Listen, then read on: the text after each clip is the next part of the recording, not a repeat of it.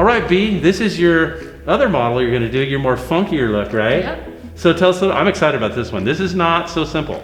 You've got some challenges here. How are we gonna address these roots and these ends and this fine hair? Yeah, so first off, we're gonna address the roots. Hopefully do a dark blue, gray shadow root. Good luck, here. because you know that's a tough one, right? Yes. But yes, if you pull it off, for it's sure. gonna look gorgeous. Right, and we will melt it to one side, a pastel pink, and then the other side, a pastel purple. She has a little bit of fine hair. We were talking a little earlier. She does have fine hair. So what are you gonna do about that? So we're gonna add some clip-on extensions to give her some length and fullness. And then as far as, you know, the style, the final style and everything, what are you thinking? I'm thinking super sleek, straight, shiny. I love it. Okay, well, I can't wait to see this one. This is gonna be fun. So we were attempting to do a blue-gray, but it turned out a little too dark, so we were just going to go with a blue shadow root. We're gonna protect her skin around the hairline with this creamy pomade so we don't have any color staining on her hairline as we apply the color. And we have to be very careful not to get it on the hair because then the blue would not adhere to the hair, so we wanted to make sure that the color takes. So we are feathering down her shadow root here, so we try not to get such a harsh line when it is fading into the second color that we are going to do. All right, so we are starting with her other two colors, which is the pink and the purple.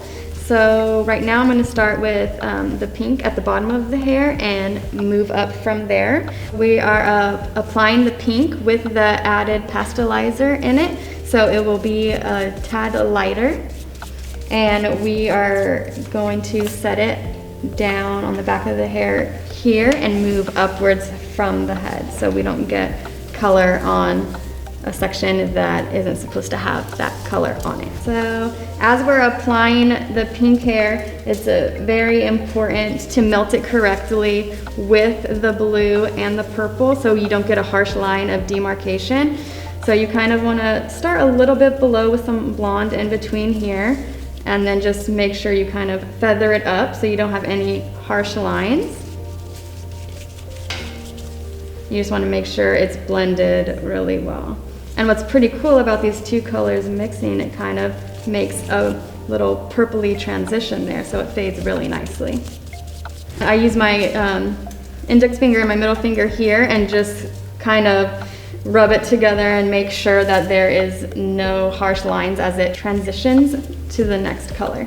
So I am going to finish this side moving upwards with the pink, and then we are going to add the purple the same way on the opposite side. Okay, so here we are starting with the second color, which is the purple. And we need to make sure to be careful when applying this because we don't want to get a dark line in the hair when the two colors mix. And again, remember we did pastelize the purple so you can see the difference between the blue and the purple since they're pretty close together on the level chart. So we added the clear pastelizer into the purple so you can see a little variation and more of a color melt between the two colors.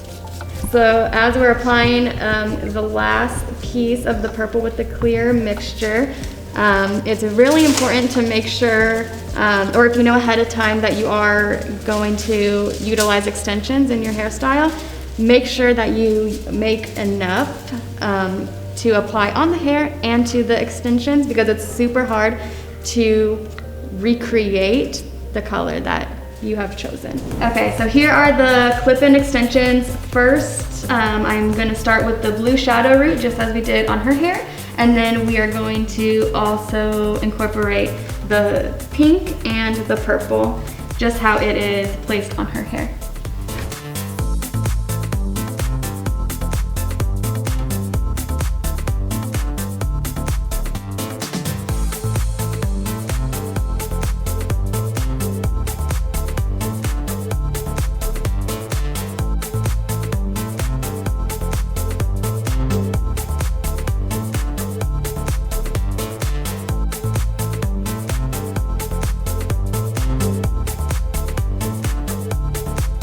All right, so now we are going to apply her clip-on extensions. So I'm just gonna take a thin slice here. And what you can do to help make the extensions stay is just give it a little tease so the clips have something to adhere to. And then we take our clips and do the middle one first. And it just snaps into place. And then do both the sides.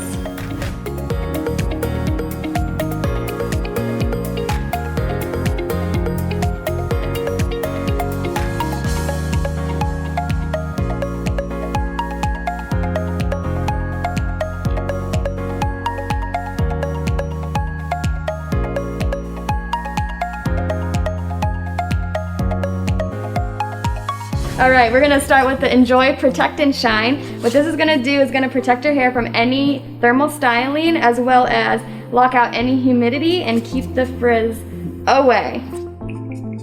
So when using a flat iron, I normally like to keep the heat at like 360 to 380, especially if they have hair color in their hair. We don't want to ruin any of the beautiful color we just created. And two, you can make sure when you're flat ironing or curling your extensions that you don't pull too hard. You don't want to rip that out of your hair. So just you can kind of hold the base of it and kind of give it a light pull. And these are 100% human hair extensions, so they can withstand heating, curling, blow drying, all of that good stuff. So treat it just like you would your normal hair, especially with using heat protectant on it. So not to mention with the Protect and Shine, it smells amazing, and it also, like, you could see the shine, but you can really feel the difference as you're working it through with your hands. It's super smooth. You don't feel any crunchy grittiness at the end that you may feel from just using a flat iron with no heat protectant whatsoever. If you can tell, her hair is super shiny because we use the Protect and Shine. So we protected it from the heat, and the heat just locks it all in and really brings out that shine. So here's the finished product. It is now, the extensions are in and is now styled and all smoothed out. And we have the purple on one side and the pink on the other. And I'm gonna spin it around so you can see this immense shine that the Enjoy, Protect, and Shine creates. Thanks so much for joining us today. We featured Salon Bee. Hope you liked all the work they did today. Be sure to like and subscribe so you don't miss the next episode.